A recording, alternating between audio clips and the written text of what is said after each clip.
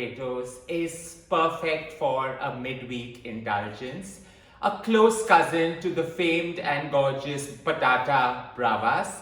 It's sliced, not cubed, yet it pairs gorgeously along with a spicy tomato sauce and a cucumber and dill dip on the side.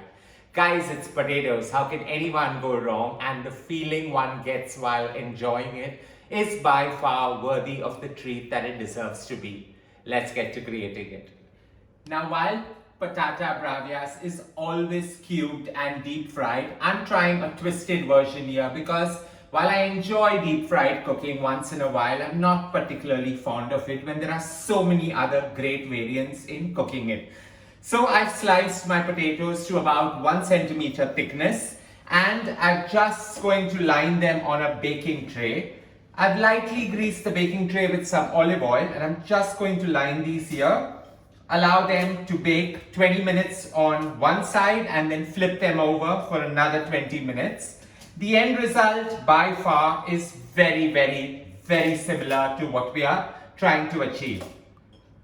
With the potatoes neatly placed on the tray, I'm just going to give it a light drizzle of some olive oil. So about 10 to 15 ml of olive oil, we're just going to drizzle on the potatoes. You can go a little overboard over here.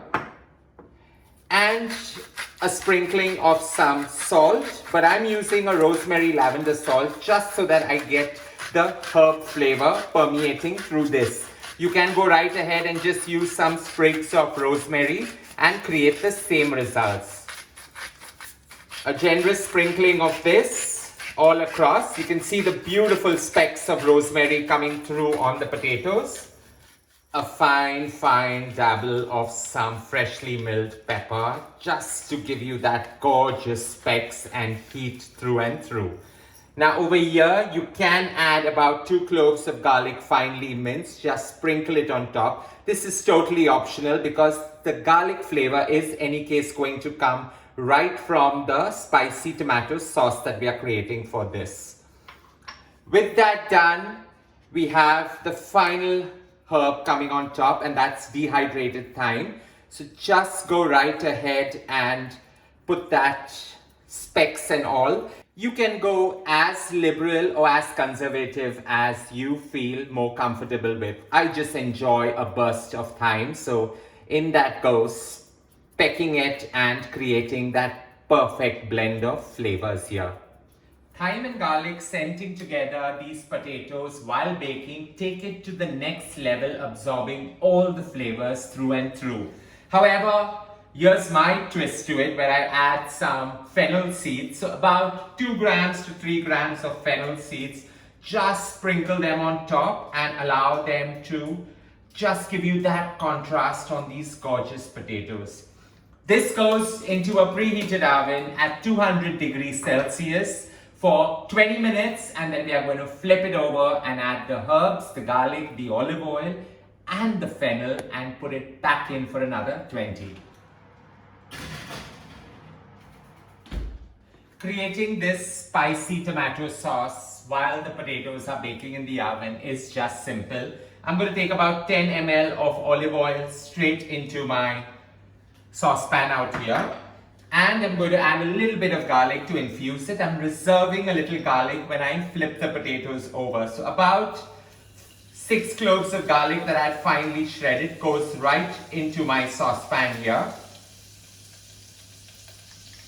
We want the heat to come alive with the fresh red chilies. So while I'm using fresh red chilies here, you can go right ahead and use a dehydrated version. 2, 3 as per your spice convenience and what you enjoy. So I've taken 2 fresh red chilies, finely minced it, and I'm just going to allow it to saute with the garlic and the olive oil before adding in the onion. So I've got 1 large red onion that I've finely chopped, and that goes into this entire mix.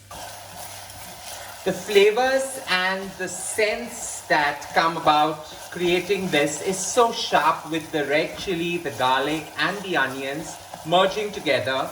As the onions get soft and translucent, it's time to add in a carrot which I've finely chopped. This just gives it that body and extra sweetness and aroma that is so required over here. Allow all this to saute for a minute to a minute and a half. You can go right ahead up to 5 minutes, allowing the carrots to caramelize slightly before adding in the tomato sauce. Out here, the purpose to be achieved is to ensure that the heat that the chili brings gets contrasted perfectly with the sweetness that the carrot and onion bring to the entire tomato sauce with the tart elements that the tomato brings. So in goes about 1.5 cups of my famed and gorgeous, simple to create, chunky tomato sauce. And we're just going to let everything come together, come to a rapid boil, and simmer for a good 15 minutes. I'm going to garnish it at this time itself with an overload of flat leaf parsley. That's going to change the entire flavor profile of this. So in goes about 2.5 tablespoons of finely shredded flat leaf parsley. We bring all this to a boil and just allow it to have one of those glorious simmers coming together in perfect harmony. 15 minutes and the sauce is ready. Near simmering point, a fine sprinkling of some sea salt.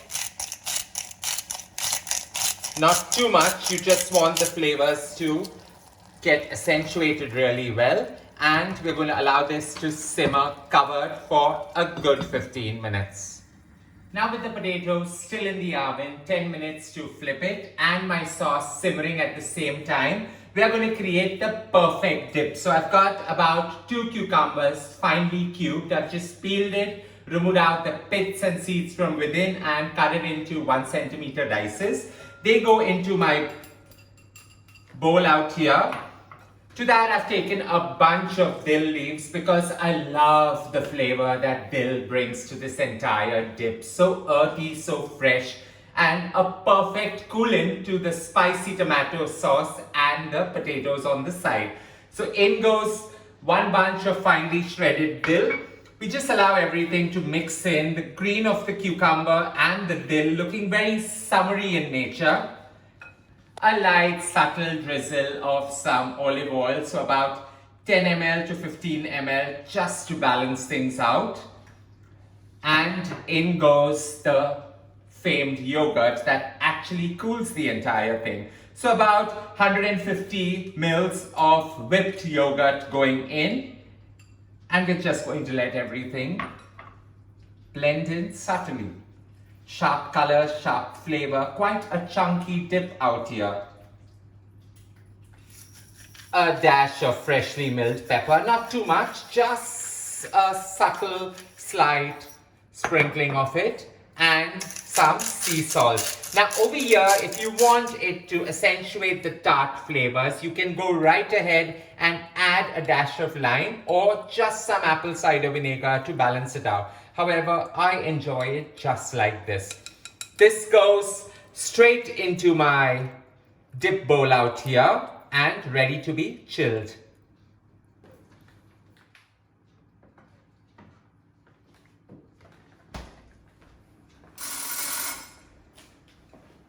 With the 20 minutes mark up, now comes the fun part of flipping them over.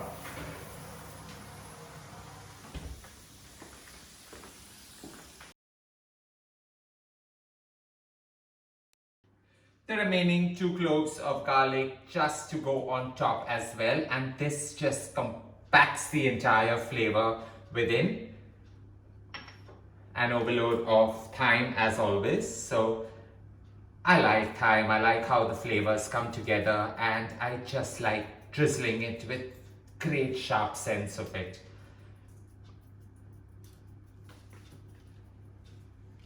With the thyme done, now comes the seasoning and a light sprinkling of my rosemary lavender salt. You can add some finely chopped fresh rosemary and salt and achieve the same result. Lavender just adds that additional tinge and flavor. A light sprinkling of some freshly milled black pepper.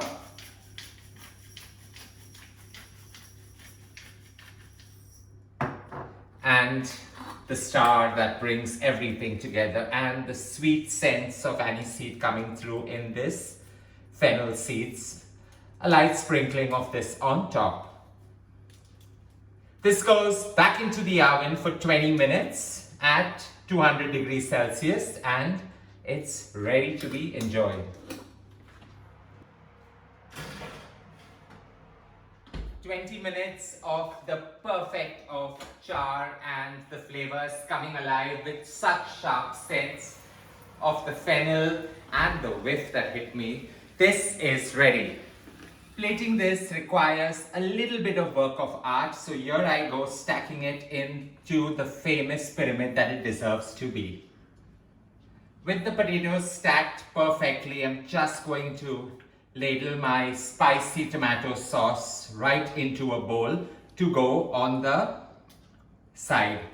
Any leftover tomato sauce should never be discarded. It should just be kept and used for creating quite another midweek spicy pizza topping.